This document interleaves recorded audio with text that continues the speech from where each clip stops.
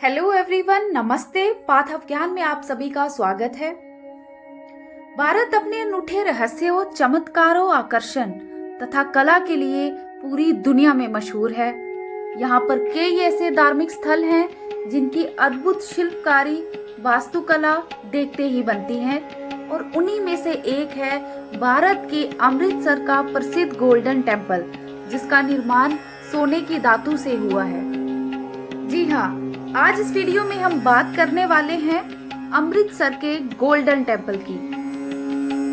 अगर आप इस चैनल पर नए हैं तो please subscribe my channel and let's start. Golden temple Harmandir Sahib या दरबार साहिब के नाम से भी जाना जाता है और सिख धर्म का ये मुख्य देव स्थान है, जिसे देखकर दुनिया भर के लोग आकर्षित होते हैं। ये भारत के राज्य पंजाब के अमृतसर शहर में स्थित है। पूरा अमृतसर शहर स्वर्ण मंदिर के चारों तरफ बसा हुआ है। स्वर्ण मंदिर में प्रतिदिन हजारों श्रद्धालु और पर्यटक आते हैं।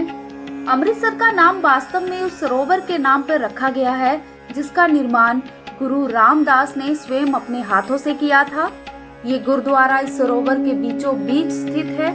इस गुरुद्वारे का बाहरी हिस्सा सोने का बना हुआ है, इसीलिए इसे स्वर्ण मंदिर अथवा गोल्डन टेम्पल के नाम से भी जाना जाता है।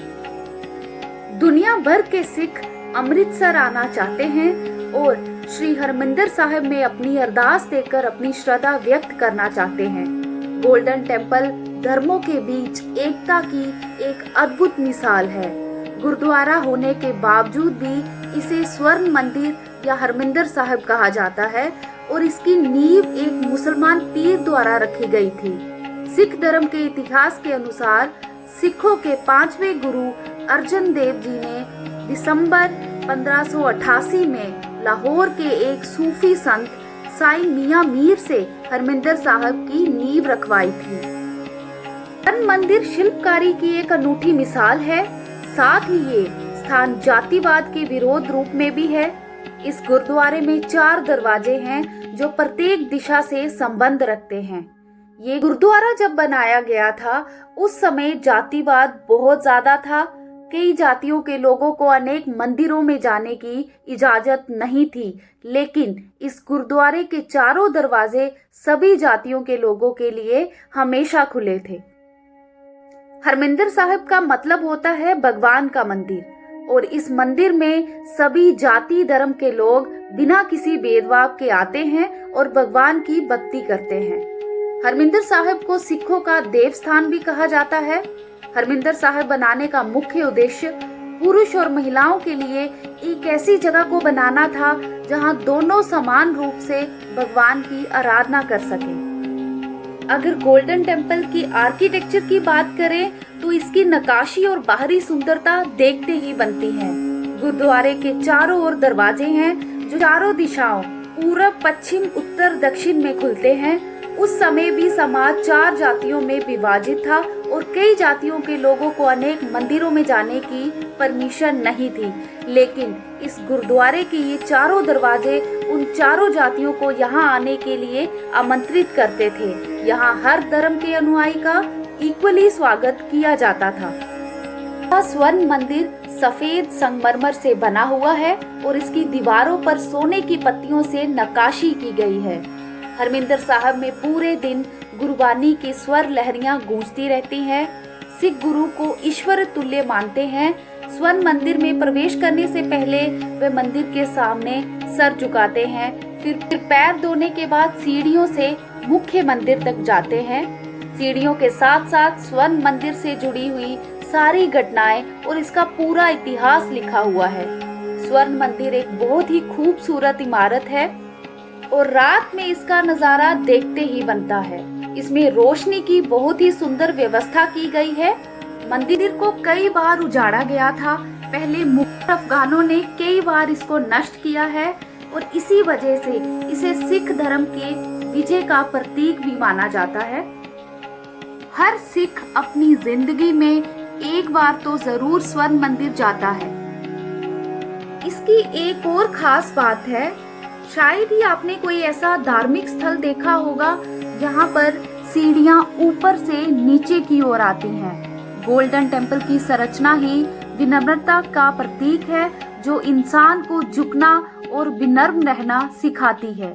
यहाँ की सीढ़ियां आपको ऊपर से नीचे लेकर आती हैं। यहाँ दरबार हॉल है। प्रतिदिन वह गुरु ग्रंथ साहिब को फूलों और गुलाब जल के साथ सोने की पालकी पर बैठाकर दरबार साहिब लेकर आया जाता है। जब गुरु ग्रंथ साहिब को दरबार तख्त पर वापस लेकर जाया जाता है, तब पूरे हॉल को दूध से धोया जाता है। और अब इसके इतिहास की बात करते हैं। अमृतसर में स्थित स्वर्ण मंदिर का इतिहास 400 साल से भी ज्यादा पुराना है। इस मंदिर के निर्माण के लिए चौथे सिख गुरु रामदास साहिब जी ने कुछ जमीन दान दी थी, जबकि प्रथम सिख गुरु गुरु नानक देव जी और पांचवें सिख गुरु अर्जुन साहिब जी ने गोल्डन टेम्पल की अनूठी वास्तुकला का डिजाइन तैयार किया था। जिसके बाद 1577 ईस्वी में इस मंदिर का निर्माण कार्य शुरू किया गया था। इसके बाद अर्जुन देव जी ने इसके अमृत सरोवर को पक्का करवाने का काम करवाया। आपको बता दें कि इस प्रसिद्ध स्वर्ण मंदिर का निर्माण पवित्र टंकी के बीचों बीच यानी कि तालाब के बीच किया गया है। जिसके बाद सिख धर्म के पवित्र ग्रंथ को भी स्थापित किया गया था। सिख धर्म के को बता दें कि 1604 ईस्वी में इस मंदिर का निर्माण कार्य पूरा कर लिया गया था। हालांकि इस मंदिर पर कई बार आक्रमण किए गए, जिससे इस मंदिर की इमारत को काफी नुकसान पहुंचा था।